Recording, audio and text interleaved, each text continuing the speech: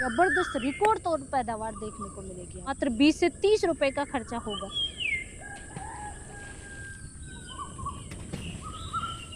दोस्तों, आज मैं लेकर के आई हूँ ये चमत्कारी पत्थर, जिसका इस्तेमाल हम करेंगे धान लगे हुए खेत में। धान लगाने के बाद में जैसे ही आप इसको डालोगे, पानी से भर के खेत में जैसे ही डाल दोगे, तो धान के पौधे फर्टिलाइजर को इस तरीके से खाएंगे जैसे लंबे समय से वो वहाँ पे भूखे बैठे हों। और इतना ज़बरदस्त फुटाव, इतना ज़बरदस्त रिजल्ट देखने को मिलेगा।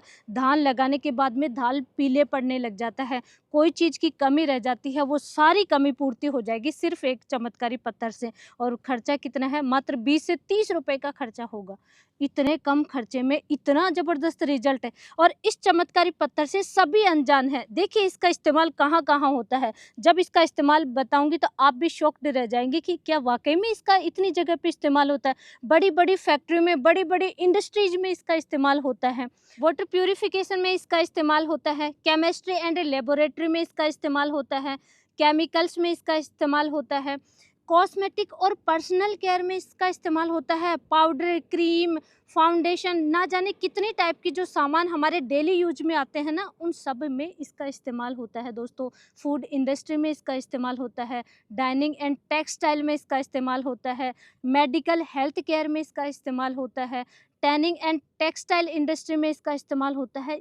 अगर सिंपल लैंग्वेज में मैं कहूँ तो दोस्तों, हमारे आसपास में डेली यूज की जो भी चीज़ें हैं, कपड़ा उद्योग है, जूता उद्योग है, खाने पीने की जो फूड पैकेजिंग है, फूड इंडस्ट्री है, पानी को साफ़ करने के लिए है, डेली यूज के जो सामान हमारे पास आते हैं घर में, कोलगेट है, ब्रश है, या पाउडर है, क्रीम है, शैम्पू है, साबुन है, भाई हर चीज़ में इसका इस्तेमाल होता है। लेकिन इसको सरल भाषा में इसकी लैंग्वेज लिखी हुई नहीं आती है। हमेशा कहती हूँ पढ़ कर के देखिए, पढ़ कर के देखिए, चाहे फर्टिलाइज़र यूज करो, टॉनिक यूज करो, कुछ भी यूज करो, उस पे है क्या? उसके अंदर क्या है? आप बहुत आसान हो जाएगी खेती और बहुत अच्छा पैदावार लेने लग जाएँगे। पोटेशियम एल्यूमीनियम सल्फेट, सिर्फ़ ये लाइन लिखी हुई आएगी जहाँ भी इसका इस्तेमाल होता है। और अगर सरल भाषा में मैं कहूँ तो इसको एलम कहते हैं, फिटकरी इसको हम कहते हैं।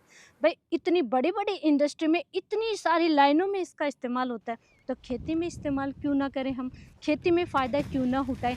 लेकिन दोस्तों, इसका सही तरीके से इस्तेमाल करना है। अगर सही तरीके से इस्तेमाल करोगे, सही डोज़ इस्तेमाल करोगे, तो पौधों में, फसलों में ज़बरदस्त रिज़ल्ट देखने को मिलेगा। और हाँ, पैदावार भरपूर मिलेगी। कम खाद डालने पर भी पूरा फर्टिलाइज़र पौधों और फसलों को लगने लगेगा, और धान में ज़बरदस्त रिकॉर्ड तौर पैदावार देखने को मिलेगी आप। अब सबसे पहले दोस्तों, इसके फ़ायदे जानना ज़रूरी है। फ़ायदे क्या देखने को मिलेंगे अगर हम धान की फसल में इस्तेमाल करते हैं, या अन्य हमारी फसलों में भी इस्तेमाल करेंगे तो? दोस्तों, जहाँ पे भी रासायनिक फर्टिलाइज़र ज़्यादा इस्तेमाल होते हैं, डीएपी है, यूरिया है, एनपीके है, एसएसपी है, zinc sulphate, ferrous sulphate, magnesium sulphate, manganese sulphate, ना जाने कितने टाइप के रासायनिक फर्टिलाइज़र आ रहे हैं।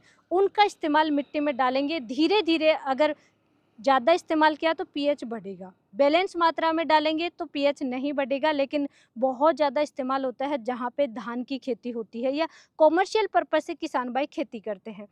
पीएच बढ़ेगा तो क्या होगा? 7.5 पीएच से अबव जाते ही जो फर्टिलाइज़र हैं वो अपटेक नहीं होते हैं, मिट्टी में जाकर के फिक्स होने लग जाएँगे। अक्सर आप देखते हैं कि धान की फसल में पहले आधा बैग यूरिया डालते थे, फिर 1 बैग डालने लगे। अभी तो धान की फसल में 3 बार, 4 बार में 3 बैग तक आराम से यूरिया जाता है। डीएपी की अवेलेबिलिटी बहुत कम हो गई है, मिल ही नहीं रहा है। अभी जैसे हम धान का यहाँ पे शूट कर रहे हैं, किसान भाई से हमारी डिस्कस हुई कि सिर्फ यूरिया और पोटाश डाल रहे हैं, डीएपी मिल ही नहीं रहा है, ना एसएसपी मिल रहा है। एनपीके 12-32-16 की भी बहुत कमी देखने को मिल रही है। तो दोस्तों, आप फर्टिलाइज़र तो बहुत ज़्यादा डाल रहे हो, लेकिन वो अपटेक भी तो होना चाहिए। हाई पीएच पे अपटेक नहीं होगा। तो अब मिट्टी का पीएच कम करने के लिए क्या सबसे अच्छा ऑप्शन क्या है? जिप्सम डालो। जिप्सम पंजाब, हरियाणा, राजस्थान, यहाँ पे तो कोऑपरेटिव सोसाइटी से मिल जाता है, लेकिन उसकी क्वालिटी अच्छी नहीं होती है। आप हमारे पुराने वीडियो देखिए, हमने कोऑपरेटिव सोसाइटी की बहुत सारी जिप्सम यूज़ की है, लेकिन रिज़ल्ट जब हमें अच्छा नहीं मिल रहा, तो आपको हम कैसे कह सकते हैं कि बहुत अच्छा रिज़ल्ट मिल जाएगा? अच्छी क्वालिटी की जिप्सम खरीदोगे तो दोस्तों, आपको लाने का खर्चा भी होगा, और अच्छी जिप्सम खरीदने पे महँगी भी मिलेगी। तो वो खर्चा बहुत ज़्यादा बढ़ जाएगा। फिर किसान भाइयों के पास अभी समय नहीं है कि हरी खाद तैयार करें, खेत को खाली भी छोड़ें 3 महीने 4 महीने के लिए, वो समय भी नहीं है। तो सबसे सस्ता आसान तरीका है, फिटकरी से मिट्टी का पीएच कम कर लो दोस्तों। इंस्टेंट पीएच कम हो जाएगा, तुरंत पीएच कम होगा, क्योंकि इसमें पोटेशियम है यानी पोटाश भी है, एल्यूमिनियम है। एल्यूमिनियम का सबसे इम्पोर्टेंट रोल होता है। एल्यूमिनियम फटाफट मिट्टी के पीएच को डाउन करता है, बहुत ही फास्ट पीएच को डाउन करता है। और सल्फेट फॉर्म में सल्फर भी है। तो फर्स्ट हुआ, पीएच डाउन होगा तो जो फिक्स हो रहे थे पोषक तत्व वो उपलब्ध होने लग जाएंगे। ये जैसे डालोगे पीएच डाउन होगा, बैलेंस पीएच होगा, और बैलेंस होगा तो जो भी फिक्स हो रहे हैं, चाहे उसमें जिंक हो, फास्फोरस हो, पोटास हो, नाइट्रोजन हो, कुछ भी हो, वो फसल को लगने लग जाएंगे। तो खर्चा तो सिर्फ फिटकरी का हुआ, लेकिन आपको इनडायरेक्टली फायदा बहुत ज़्यादा मिल जाएगा। फसल बिल्कुल स्वस्थ डार्क ग्रीन होगी, फुटाव ज़्यादा होगा और बढ़वार पकड़ जाएगी, फटाफटी बहुत अच्छी बढ़वार होगी। तो ये सबसे इम्पोर्टेंट फ़ायदा है इसका। सेकंड फ़ायदा फर्टिलाइज़र के रूप में, जैसे कि मैंने डिस्कस किया, इसमें पोटाश भी है, सल्फर है, तो 2 पोषक तत्व आराम से फसल को मिलेंगे। सल्फर है तो देखिए, धान की रोपाई करते हैं, कुछ खेतों में देखा होगा कि जड़ गलन की समस्या आती है, बहुत ज़्यादा समस्या आती है, कई टाइप के सॉइल बॉर्न डिजीज़ का अटैक होता है, फंगस जनित रोग आते हैं। तो जैसे ही आपने फिटकरी का इस्तेमाल किया, एक बार के लिए फंगस जनित रोग हैं, जितने भी सॉइल बॉर्न डिजीज़ हैं, वो कंट्रोल में आ जाएंगे, और आपकी धान की फसल जब तक इसका रिजल्ट मिलता रहेगा तब तक बिल्कुल स्वस्थ रहेगी। वहाँ पे आपको फंगिसाइड एक्स्ट्रा इस्तेमाल करने की आवश्यकता नहीं पड़ेगी। नेक्स्ट फ़ायदा दोस्तों, ये काफ़ी हद तक इंसेक्ट को भी कंट्रोल करता है, जैसे कि दीमक की समस्या आती है। ये रूट में कई टाइप के इंसेक्ट का भी अटैक होता है, मोस्टली सभी फसलों में या पौधों में देखने को मिलेगा। तो जड़ों में जैसे कि दीमक है या अन्य किसी टाइप के कीट हैं, या ऊपर भी जैसे पत्तों पे भी थ्रिप्स है, वाइट फ्लाई है, एफिड्स हैं, जैसिड्स हैं, पत्ता लपेट सुंडी है, एक बार के लिए काफ़ी हद तक उनमें भी कंट्रोल देखने को मिलता है। इस तरीके से सबसे इम्पोर्टेंट फ़ायदे हुए दोस्तों, रोग नहीं आएंगे, कीट नहीं आएंगे, बढ़वार फुटाव बहुत अच्छा हो जाएगा, फर्टिलाइज़र का कार्य करेगा, और हाँ, पीएच बैलेंस होगा, तो जो अब फिक्स हो रहे थे वो पोषक तत्व फसल को मिलने लग गया, जिसकी वजह से फसल फटाफट बढ़वार अच्छी देखने को मिलेगी फसल में, और फुटाव बहुत अच्छा होगा। अब फसलों की बात की जाए कि धान में तो डालना ही डालना है, लेकिन बाकी आप कहाँ इस्तेमाल कर सकते हैं दोस्तों? तो जितनी भी प्रकार की फसलें हैं, जैसे कि आपकी कोई भी मूंगफली है, मूंगफली की बिजाई कर रहे हैं तो पहले पलेवा करते हैं, कोई भी फसल के लिए पलेवा करते हैं। पीएच हाई है तो उस समय पानी में चला दीजिए, फसल बिजाई से पहले आपको चलाना है, ताकि मिट्टी का पीएच बैलेंस हो जाए। उसके बाद में आप जो भी बेसल डोज में फर्टिलाइजर डालेंगे, बिजाई करेंगे, तो आगे फसल आपकी बहुत अच्छी हो जाएगी। पौधों में या अन्य, जैसे धान की फसल है, सबसे पहले धान की हम बात करेंगे, क्योंकि धान की खेती लार्ज स्केल पे हो रही है इस समय भारत देश में।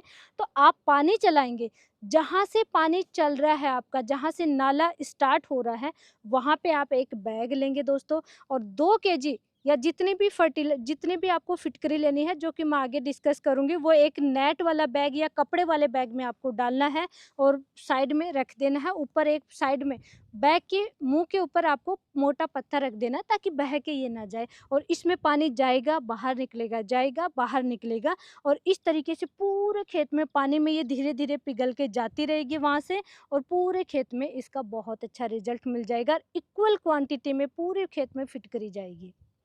ड्रिप से आप दे सकते हैं, जैसे कोई बागवानी कर रहे हैं या सब्जियों की खेती कर रहे हैं, तो ड्रिप से भी आप चला सकते हैं। कैसे चलाना है दोस्तों, हमारे बहुत सारे वीडियो आते रहते हैं, फिर भी मैं शॉर्ट में बताती हूँ। 200 लीटर का टैंक लेना है, 2 केजी, 1 केजी, 1.5 केजी मिट्टी का पीएच है, उस अनुसार आपको लेना है टैंक में, और लेकर के पाउडर सा बना करके घोल लेना है। और अगर पाउडर नहीं बना सकते, इसको थोड़ा बारीक नहीं कर सकते, तो 1-2 दिन के लिए छोड़ दो, घुल जाएगा ये टैंक में, और फिर पानी के साथ में धीरे-धीरे जाना चाहिए।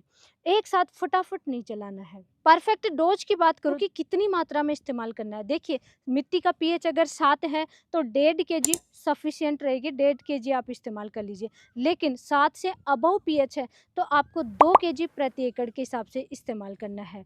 और धान की फसल में जैसे, या किसी भी फसल में पलेवा कर रहे हैं, यानी बिजाई से पहले ही आप डाल रहे हैं, मिट्टी है सिर्फ, वहाँ पे फसल नहीं लगी हुई है, और पीएच बहुत ज़्यादा है, 7.5 से अबव है, 8 पीएच है, 9 पीएच है, तो वहाँ आप 3 केजी प्रति एकड़ के हिसाब से भी चला सकते हैं। लेकिन कंडीशन ध्यान रखना है, फसल नहीं होनी चाहिए, तभी आप इस्तेमाल कीजिए। फसल है तो 1.5 केजी से 2 केजी प्रति एकड़ के हिसाब से सफिशिएंट मात्रा होती है। रिपीट कब कर सकते हैं ये ध्यान रखना है, लालच नहीं करना है ज़्यादा। दोस्तों कम से कम 2 महीने का गैप ज़रूर देना है।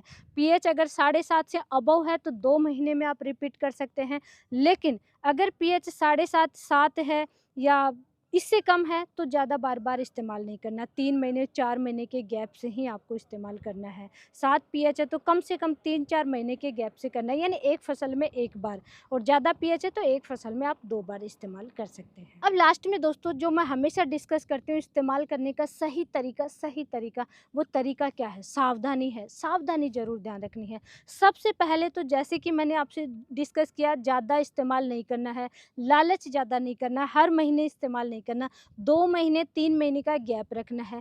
उसके बाद में सेकंड बड़ी सावधानी, पत्तों पे नहीं जाना चाहिए दोस्तों। किसी भी फसल के पत्तों पे गया तो एसिडिक नेचर होता है, एल्यूमिनियम है, भयंकर एसिडिक नेचर है, पत्तों पे जाएगा तो पत्ते झुलस सकते हैं। किसी भी फसल और पौधे में स्प्रे नहीं करना है। कुछ किसान भाई एक्सपेरिमेंट करते हैं, लेकिन आपको नहीं करना है दोस्तों, क्रॉप खराब हो जाएगी। अच्छा, धान की फसल में जैसे किसान भाई यूरिया छिड़काव करते हैं, इस तरीके से यूरिया है या डीएपी है, एमओपी पोटाश वगैरह है, वो छिड़काव करते हैं, तो इसको भी बिल्कुल पाउडर बना लेते हैं और उनके साथ में मिला कर के छिड़काव करते हैं। वो एक्सपेरिमेंट भी नहीं करना है दोस्तों, क्योंकि पत्तों पे जहाँ पे यूरिया लग गया या बिल्कुल तने के पास में बहुत ज़्यादा मात्रा में गिर गया तो वहाँ पे वो फसल खराब हो जाएगी। इसलिए सबसे बेस्ट तरीका है या तो फ्लड इरिगेशन से या ड्रिप इरिगेशन से। फ्लड इरिगेशन से यानी खुला पानी चला रहे तो जहाँ पे पानी चल रहा है वहीं से आप रख दीजिए और वहीं से पूरे खेत में जाना चाहिए। इसी तरीके से आपको इस्तेमाल करना है। और दोस्तों ऐसे ही लाइव नॉलेजफुल वीडियो के लिए इस वीडियो को लाइक कीजिए, ज़्यादा से ज़्यादा किसान भाइयों तक शेयर जरूर कीजिए, और हाँ दोस्तों चैनल को सब्सक्राइब जरूर कर लीजिए, क्योंकि ऐसी नॉलेजफुल जानकारी आपको कहीं भी देखने को नहीं मिलेगी। तो फटाफट चैनल को भी सब्सक्राइब जरूर कर लीजिए। धन्यवाद।